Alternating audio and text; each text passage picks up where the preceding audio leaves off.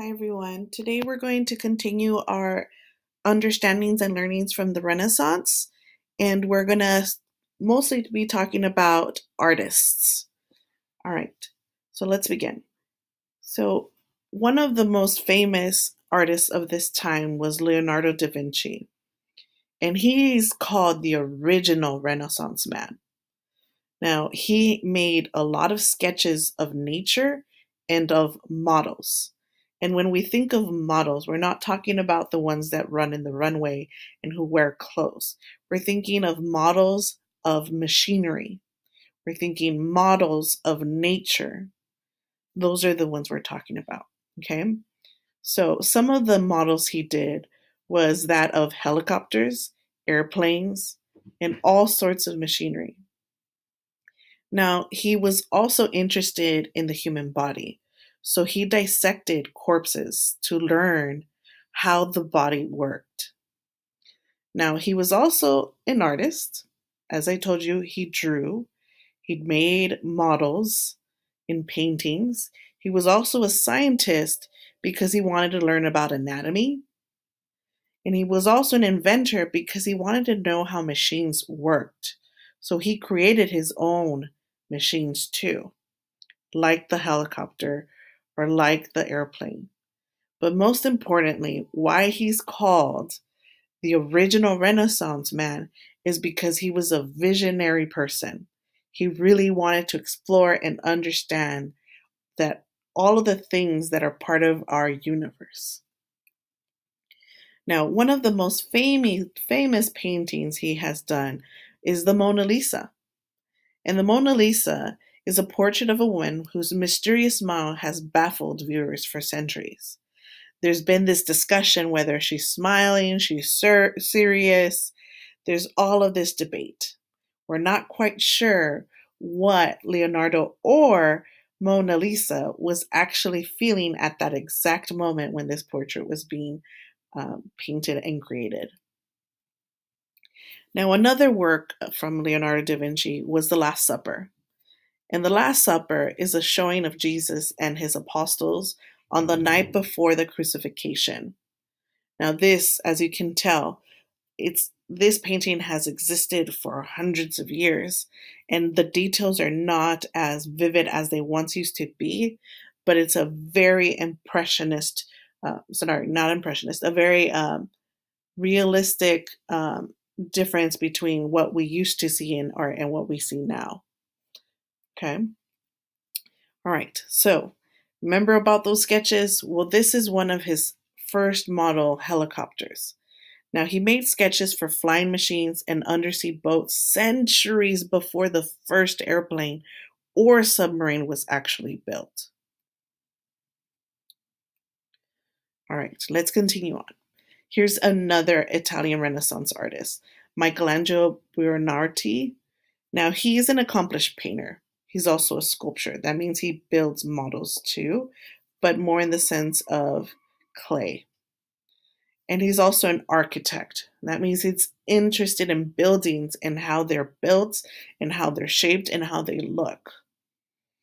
Now, his most famous painting is the 16th Chapel, and it's the greatest work that's ever been composed.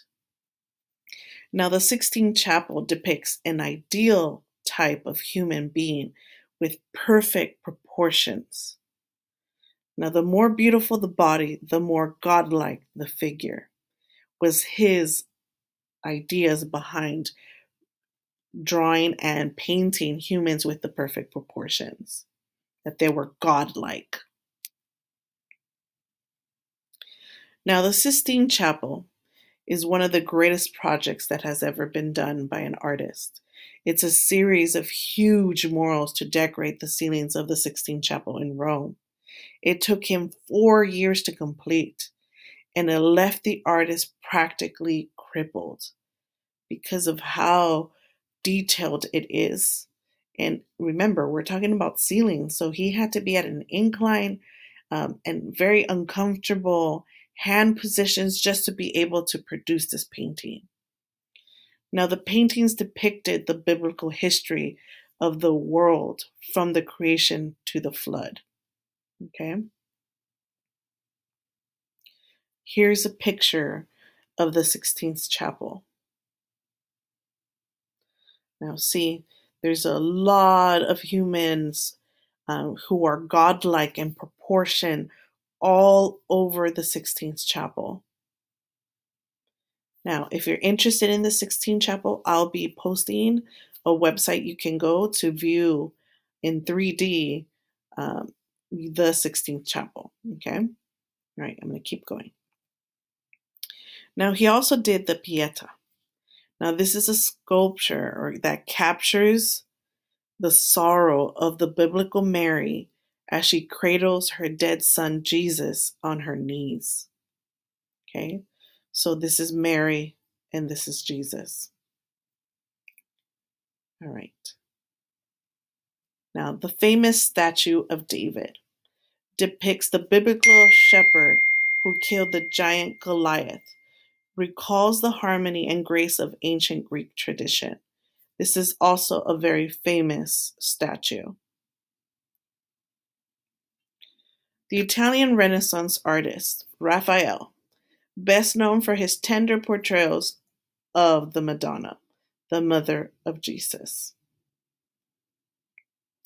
Here's a picture of the small Cowper Madonna. All right. Now, this website is the website I will be posting for you to see the 16th chapel. The Sistine Chapel. Here's what it looks like.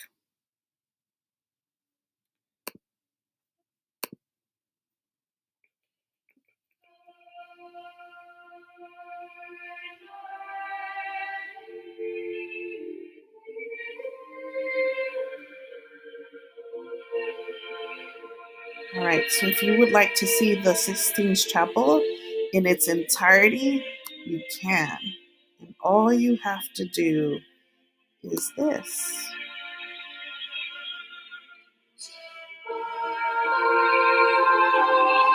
So if you want to go all the way to the ceilings, you can.